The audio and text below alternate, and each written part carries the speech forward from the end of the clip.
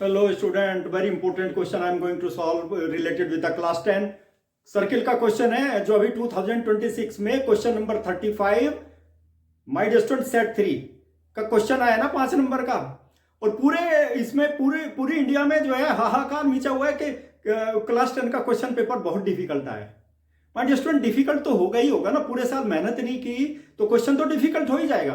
क्या करते हैं माय स्टूडेंट, 1 घंटे में पूरा सिलेबस रिवाइज हो जाएगा। एमसीक्यू क्वेश्चन कर लिए और जैसे तैसे करके क्वेश्चन यानी कि सिलेबस पूरा कर लिया और हो गया कि हम तो we are the perfect in mathematics. No, यही तो गलती करते हैं सबसे पहले बच्चे। ऐसी गलती नहीं करनी है, चूंकि क्या है कि जब तक आप डिटेल में अच्छी तरह से क्वेश्चन का सॉल्यूशन नहीं निकालेंगे, अच्छी तरह से चैप्टर को तैयार नहीं करेंगे, टॉपिक को तैयार नहीं करेंगे, उसका कंसेप्ट नहीं समझेंगे, डेफिनेशन नहीं समझेंगे और उसका फॉर्मूला नहीं समझेंगे, 1 घंटे में आप रिवाइज करते रहिए सिलेबस को।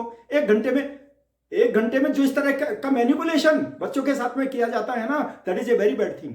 इसमें क्या है ना, बच्चे भी क्या है, बच्चों को तो इजी चाहिए ना, इजीएस्ट वे में हम किसको कैसे कर सकते हैं। क्या रीच बढ़ाने के लिए, व्यूज बढ़ाने के लिए 1 घंटे में पूरा सिलेबस रिवाइज कर दिया। बच्चे आजकल परेशान हैं। क्यों परेशान है कि सीबीएसई ने जो जो क्वेश्चन पेपर दिया that is very difficult. My dear student, इसीलिए मैं इसी क्वेश्चन को ले रहा हूं जो काफी वायरल हो रहा है यूट्यूब के ऊपर कि जो बच्चे जिसमें बता रहे हैं कि क्वेश्चन बहुत डिफिकल्ट है। क्वेश्चन नंबर 35 मैं बताऊंगा किस तरह से ये question, that is a very simple question. क्यों सिंपल है आप ही देखना। यहां पर मैं डिटेल में बताऊंगा, थोड़ा सा टाइम जरूर लगेगा, क्योंकि डिटेल में बताऊंगा समझाऊंगा तो टाइम लगेगा ना। देखो ये जो क्वेश्चन है ना 35, देखिए क्या दिया है। In the given figure TP and TQ are tangents. देखो यहां पर टीपी टीक्यू आर टेंजेंट, ठीक है। उसके बाद क्या दिया हुआ है, with circle with centre M. एक का सेंटर एम है, दूसरे का सेंटर कितना है एन। और माय डियर स्टूडेंट यहां पे कुछ वैल्यूज दी हुई है। देखिए ये जो टेंजेंट है ना, ये दूसरे सर्किल को भी टच कर रहे हैं। किसके ऊपर टच कर रहे हैं, point A and point B respectively. अपना क्वेश्चन पेपर उठा लीजिए, देखते जाइए, समझते जाइए लैंग्वेज को, ठीक है ना। और उसमें क्या दिया हुआ देखिए, it is given that M Q, my dear student M Q, ये जो रेडियस है ना, जो बड़ा सर्किल दिखाई दे रहा है ना यहाँ पर, इसकी रेडियस कितनी है 13 सेंटीमीटर। छोटे वाले सर्किल की रेडियस कितनी है 8 सेंटीमीटर। और माय डियर स्टूडेंट एक लेंथ है ना टेंजेंट, कौन सा टी पी, इसकी लेंथ कितनी है 80 सेंटीमीटर, ठीक है। और उसके बाद क्या दिया बी क्यू, देखो ये बी क्यू भी दिया हुआ है, बी क्यू दिया हुआ है ना, कितना है 35 सेंटीमीटर। कितने पार्ट हैं इसमें, 4 पार्ट हैं, चारों पार्ट सोल्व करूंगा। माय डियर स्टूडेंट 5 नंबर का क्वेश्चन है तो 5 ही कंडीशन इसमें आपको यूज करनी पड़ेगी। मैंने जितनी भी वीडियो डाली है हर वीडियो में बताता हूं, पहले फॉर्मूला याद कीजिए, डेफिनेशन याद कीजिए और उसके बाद सिंपल क्वेश्चन कीजिए, ठीक है। सिंपल क्वेश्चन करके 4-5 सिंपल क्वेश्चन को आप एक साथ जोड़ दीजिए तो आपका 5 नंबर का क्वेश्चन तैयार हो जाता है। मुझे आप ही बताना ये कहां से डिफिकल्ट है ये क्वेश्चन। 2 थ्योरम है ना सर्किल में, जो सीबीएसई सिलेबस में दी हुई है, आपकी किताब में दी हुई है ना 2 थ्योरम। कौन कौन सी थ्योरम है, एक थ्योरम सबसे 10.1 थ्योरम है, क्या है टेंजेंट। ये टेंजेंट है ना, देखो टी क्यू टेंजेंट है ना, किसके ऊपर परपेंडिकुलर है, tangent is perpendicular to the radius, दी है ना फर्स्ट थ्योरम। उसके बाद क्या है सेकंड थ्योरम, क्या है 10.2 थ्योरम, क्या है length of tangent drawn to the circle from the outside point of the circle will be equal, length of tangent will be equal, ठीक है ना। एक ये हो गई।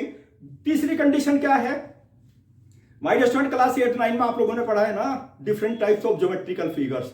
क्वाड्रिलेटरल क्या होगा, रेक्टेंगल भी हो सकता है, पैरेललोग्राम भी हो सकता है और ट्रापीजियम भी हो सकता है, वो सब याद होनी चाहिए आपके फिगर। दूसरी बात क्या है, पाइथागोरस थ्योरम। पाइथागोरस थ्योरम में क्या होता है, hypotenuse square will be equal to the sum of the squares over the 2 sides. हो गए ना 4 कंडीशन। ये चारों कंडीशन यूज करके आप इसका सॉल्यूशन निकाल सकते हैं। कहां से डिफिकल्ट होगा, चलिए हम लोग निकालते हैं ना सॉल्यूशन। देखो क्या होगा, देखिए फर्स्ट पार्ट मैंने लिखा है, सबसे पहले फर्स्ट पार्ट को देखिए क्या है, नेम द क्वाड्रिलेटरल। कौन सा quadrilateral, M Q B N, ठीक है ना। मैंने क्या बताया है, मेरी प्रीवियस वीडियो उठा करके देख लीजिए, इस क्वेश्चन का सॉल्यूशन उनमें आराम से मिल जाएगा डिफरेंट पार्ट्स में, ठीक है ना।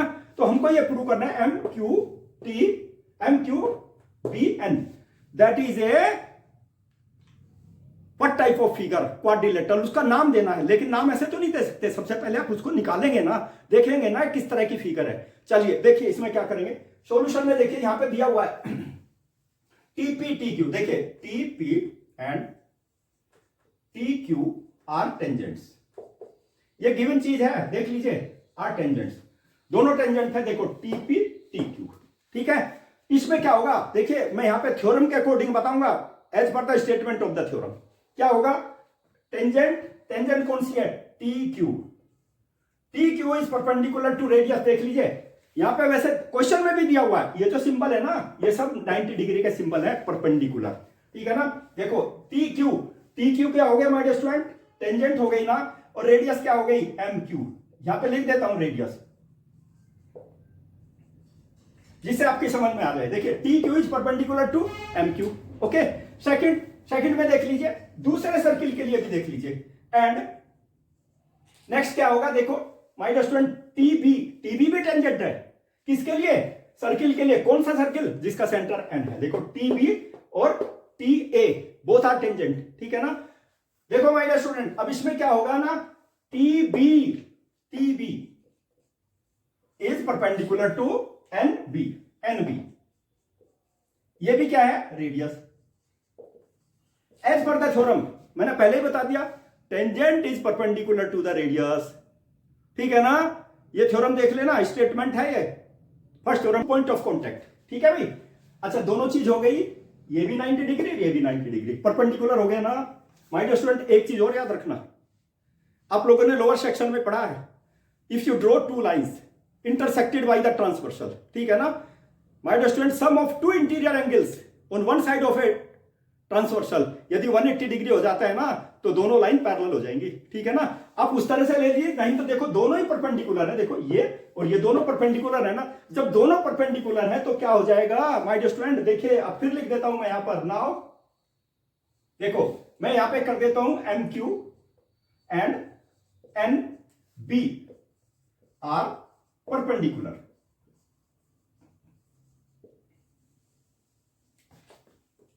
To the same line. कौन सी है सेम लाइन, क्यू बी। दोनों लाइन एक ही लाइन के ऊपर परपेंडिकुलर हैं, दोनों रेडियस है ना, और माय डियर स्टूडेंट दोनों लाइनें पैरेलल हो जाएंगी। M Q is parallel to N B. So my dear student देखिए M Q is parallel to N B, understand, इतना समझ में आ गया ना। एम बी दोनों पैरेलल हो गई, देखिए 90 डिग्री है, ठीक है ना। मैंने एक कंडीशन ट्रांसवर्सल वाली पे बता दी, दोनों एंगल देखो, एक एंगल ये है तो एक ये है, ठीक है ना। और माय डियर स्टूडेंट दो लाइन ये है और ये ट्रांसवर्सल है, सपोज दोनों का सम तो 180 डिग्री है। हालांकि इतनी आवश्यकता नहीं है, मैं डिटेल में इसलिए बता रहा हूं, कोई सी कंडीशन तो तुम्हारे दिमाग में आएगी ना, घुसेगी ना, जिससे आपकी समझ में आ जाए। 180 डिग्री हो गया ना, तो दोनों लाइनें पैरेलल हो गई पैरेलल। चलिए अब मैं एक चीज और लेता हूं, ध्यान दीजिए आप लोग, M Q will be parallel to N B, ठीक है। अब इसमें देयरफॉर एम बी की वैल्यू बता दो, एम क्यू कितना है 13 सेंटीमीटर, ठीक है, और एन बी कितना है 8 सेंटीमीटर। क्या दोनों इक्वल हैं, दोनों अलग अलग है ना, दोनों इक्वल नहीं है। बस केवल यही कंडीशन सफिशिएंट है आप लोगों के लिए, इस फिगर को बताने के लिए किस तरह की फिगर है। M Q is parallel to N B, parallel तो है बट नॉट इक्वल, इक्वल नहीं है। क्या होगा जब इक्वल नहीं है, तो क्यू बी और एम एन तो पैरेलल होने का कोई सवाल ही पैदा नहीं होता, ठीक है ना। पैरेलल नहीं होगी चूंकि दोनों अनइक्वल हो गई, ठीक है ना। जब पैरेलल नहीं होंगी तो क्या हो गया माय डियर स्टूडेंट, किस तरह की फिगर आ गई, क्या हो गया, only one pair of opposite sides. देखिए M Q is parallel to N B, only one pair of opposite sides are parallel, not equal. मैंने पहले ही बता दिया, M Q does not equal to N B, ये लिख दिया मैंने आप लोगों का, ठीक है ना, जिससे आपकी अच्छी तरह से समझ में आ जाए। तो क्या होगा, only one pair of opposite side is parallel, and जब क्वाड्रिलेटरल में केवल एक ही पेयर अपोजिट साइड का पैरेलल होता है तो किस तरह की ज्योमेट्रिकल फिगर आ जाती है, किस तरह का क्वाड्रिलेटरल आ जाता है, ट्रापीजियम। और माय डियर स्टूडेंट देखिए मैंने, देखो M Q is parallel to N B, parallel हो गई, अनइक्वल भी देख लिया, ठीक है। Only one pair of opposite side is parallel, ये भी लिख देता हूं, डेफिनेशन लिख देता हूं, only one pair, only one pair of opposite sides is parallel in किसमें? एम क्यू बी एन, ठीक है। और माय डियर स्टूडेंट, जब इसमें केवल एक ही pair of opposite side parallel हो गया तो कैसी फिगर हो गई? देखिए माय डियर स्टूडेंट, इसमें लिख देता हूं, हैज क्वाड्रिलेटरल,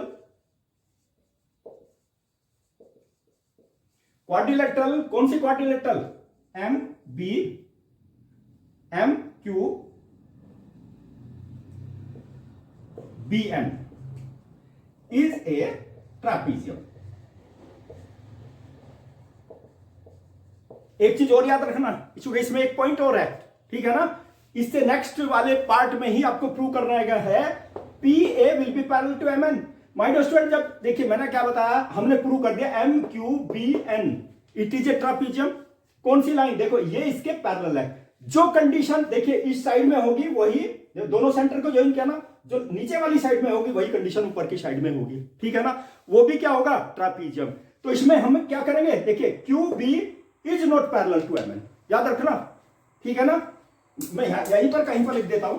सो देखो यहां पे क्या है? Q B is not parallel, Q B is not parallel to किसके? M N. एम एन के पैरेलल नहीं है, क्यू बी एम एन के पैरेलल नहीं है, इसीलिए तो ट्रापीजियम बना। तो याद रखना, सेम कंडीशन याद रखना, ठीक है ना, क्योंकि वहां भी वो भी 1 नंबर 2 नंबर में है, ठीक है। क्या होगा? M N will not be parallel to P M. Same condition जो मैंने यहां पे लिखी है, with same condition you can prove, ठीक है ना। चलिए अब क्या करते हैं, हम लोग सेकंड पार्ट लेते हैं, इसी का सेकंड पार्ट लेंगे। चलो सेकंड पार्ट देखिए, अच्छी तरह से कंसंट्रेशन के साथ देखना, ठीक है ना। और इसी तरह से नेक्स्ट सेशन में आप लोग तैयारी करना पेपर की, शुरू से ही मेहनत करना, क्योंकि पूरे साल का सिलेबस को आप 2 दिन में, 1 वीडियो में और या फिर 2 वीडियो में आप कंप्लीट कर लेंगे तो यही हाल होगा जो इस साल बच्चों का हुआ है, ठीक है ना। ऐसा नहीं करना बिल्कुल भी, ठीक है ना। शुरू से ही मेहनत करना, डिटेल में मेहनत करना, और देखिए you will become perfect in mathematics. और फिर देखिए क्या होगा, यदि पूरे साल आपने मेहनत कर ली ना, माय डियर स्टूडेंट, एग्जामिनेशन में कोई दिक्कत नहीं, आराम से देकर के आ सकते हैं। Question paper will become easy for you. यदि पूरे साल नहीं मेहनत की ना आपने तो question paper will become difficult for you, ठीक है ना। चलिए देखिए, इज एम एन, देखो एम एन तो ये है ना, पैरेलल टू पी ए, बस ये प्रूव करना, जस्टिफाई योर आंसर। अभी तो प्रूव किया मैंने, जो नीचे का पार्ट होगा वही ऊपर का पार्ट हो जाएगा। क्या लिया मैंने? देखो यहां पर देखिए, अब आप देखिए इसमें सेकंड पार्ट का सॉल्यूशन देखिए। सेकंड पार्ट में मैंने क्या बताया? टीपी इज टेंजेंट, ठीक है, to the circle with centre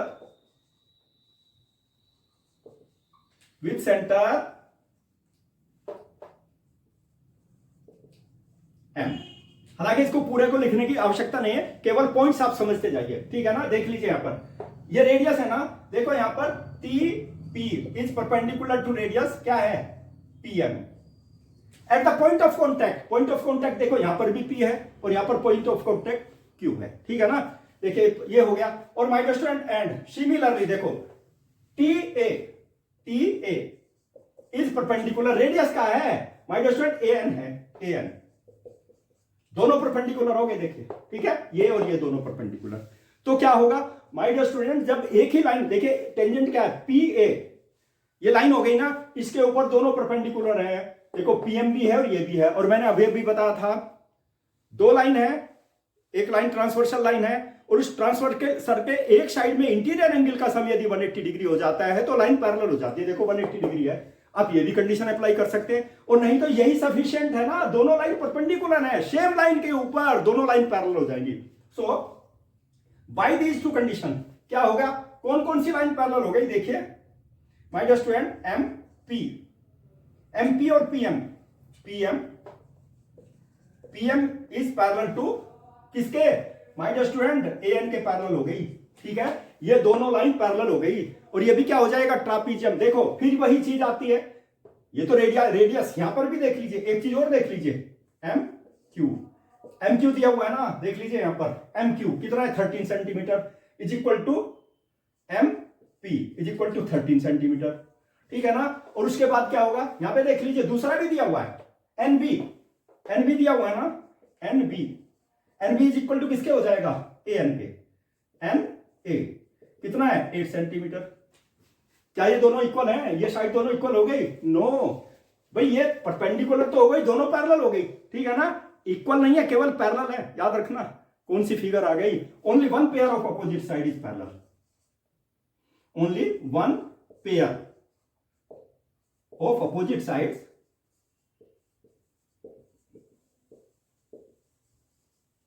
is parallel. एक एक पॉइंट समझाऊंगा, ध्यान दीजिए माय डियर स्टूडेंट। कौन कौन सा मैंने पहले लिख दिया, PM is parallel to N, ठीक है ना। क्या हो गया, ये भी ट्रापीजियम हो गया, ट्रापीजियम हो गया ना। कौन सी फिगर ट्रापीजियम हो गई, M P A N, therefore M P A N is also ट्रापीजियम।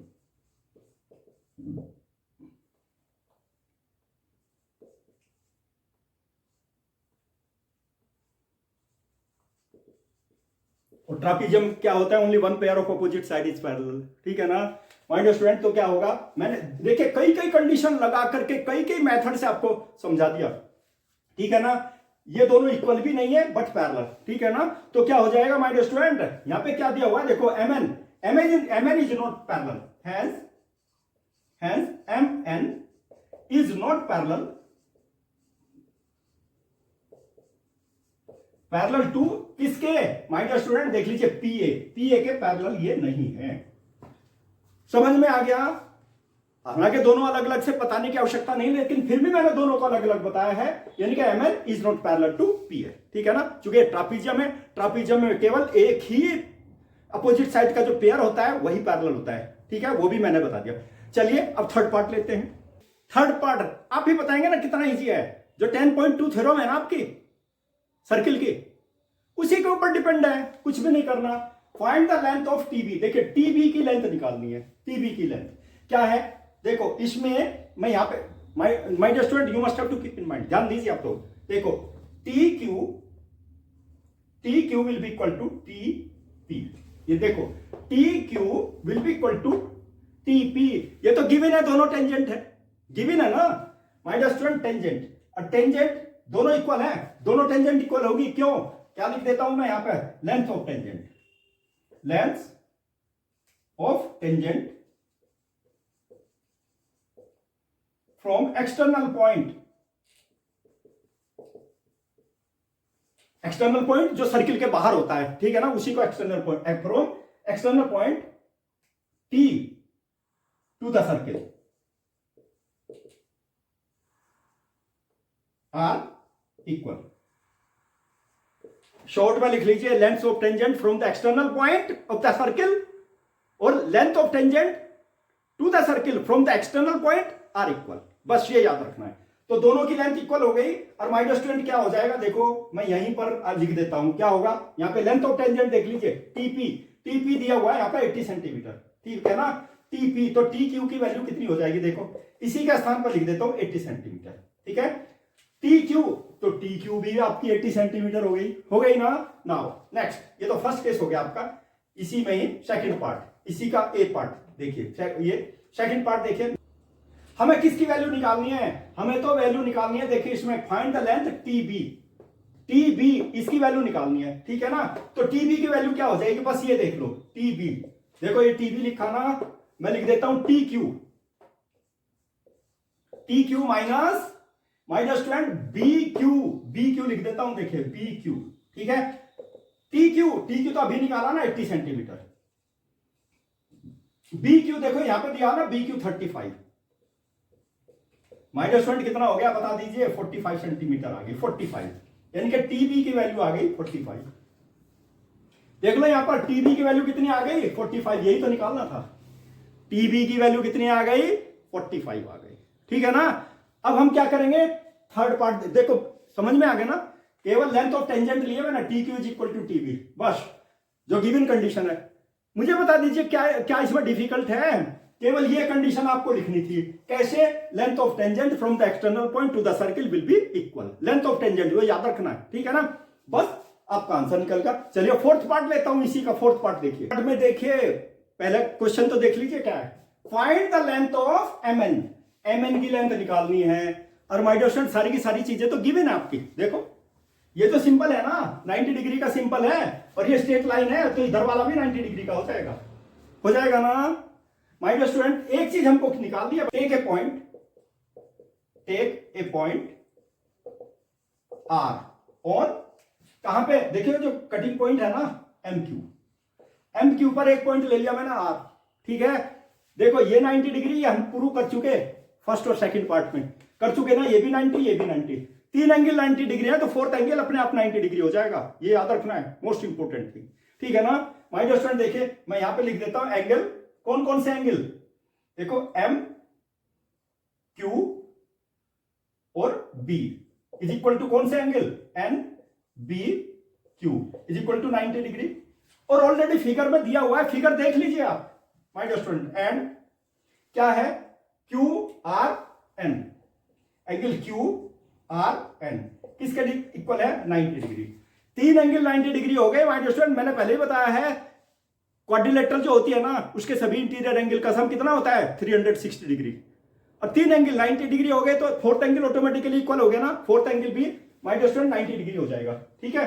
तो क्या फिगर आ गई, ऐसी फिगर ज्योमेट्रिकल फिगर बता दीजिए जिसके सभी एंगल 90 डिग्री होते हो। क्या होता है रेक्टेंगल, और रेक्टेंगल में क्या होता है opposite sides are parallel and equal, opposite sides are equal. देखो तो ये क्या होगा, देखिए इसी से लिख देता हूं माय डियर स्टूडेंट। देखिए सो क्वाड्रिलेटरल, कौन सी क्वाड्रिलेटरल, देखो R Q B N, R quadrilateral लिख देता हूं, quadrilateral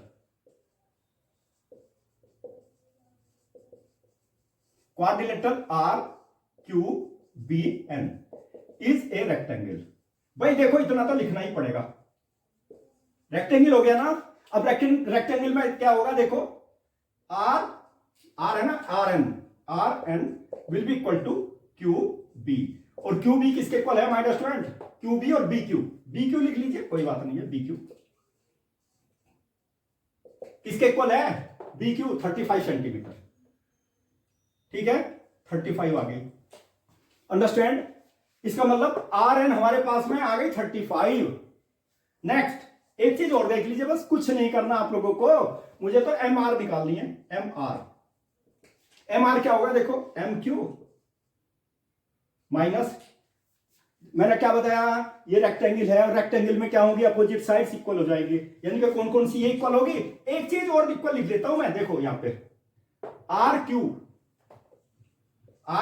will be equal to what, यहां पे दिया हुआ है ना, यहां देखो एनबी के इक्वल दिया हुआ है, एनबी कितना है 8, देखो R Q will be equal to N B, opposite sides are equal in the rectangle, समझ में आ गया, ये 8 आ गई, ठीक है ना। तो यहां पे मैं देखो एम क्यू में से मैं आर क्यू सब्सट्रैक्ट कर दूं तो क्या बच जाएगा, एम आर बच जाएगा ना, देखो आर क्यू मैंने सब्सट्रैक्ट कर दिया, ये हो गई 13 माइनस 8, कितनी आ गई 5 आ गई,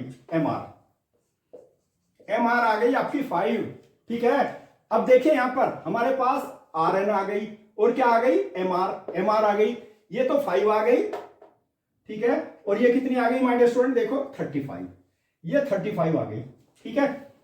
अब क्या करेंगे, राइट एंगल ट्राइंगल ऑलरेडी है ये, चलिए लेट अस इन ट्राइंगल, कौन सा triangle M R N, right angle triangle है, याद रखना एम आर एन हो गया, देखिए लिख देता हूं मैं M R N is equal to 90 degree, ठीक है, और यहां पे ये ऐसे भी लिख देता हूं, और देखिए M R is perpendicular to R N, right angle triangle हो गया। राइट एंगल ट्राइंगल में पाइथागोरस थ्योरम यूज कर लीजिए, using Pythagoras theorem,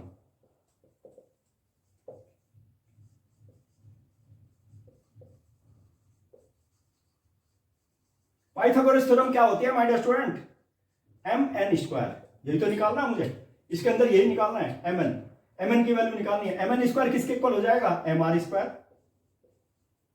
plus R N square, ठीक है। एम आर की वैल्यू बता दो my dear student, M R की वैल्यू निकाली मैंने 5 स्क्वायर हो गया, और यहाँ पे हो गया 30, देखो यहाँ पे माय डियर स्टूडेंट इसकी वैल्यू जो थी मेरे पास में 35 स्क्वायर। अब इसमें भी गलतियां करेंगे बच्चे, मैंने बताया ना, इसमें कैलकुलेशन में भी गलती कर देंगे। इससे पहले 5 का स्क्वायर निकालेंगे, क्या है, चलो निकाल लिया, 25 आ गया ना। फिर 35 का स्क्वायर निकालेंगे, देखो क्या विडंबना है, 35 का स्क्वायर निकालते निकालते उसका काफी टाइम वेस्ट हो जाएगा। इतने में तो 2 क्वेश्चन निकालेगा। 35 का, अरे आप फैक्टर कर दो ना 35 के, क्या होगा बताओ, देखो 35 का फैक्टर कीजिए, क्या हो जाएगा, 5 × 7, दोनों का स्क्वायर हो गया।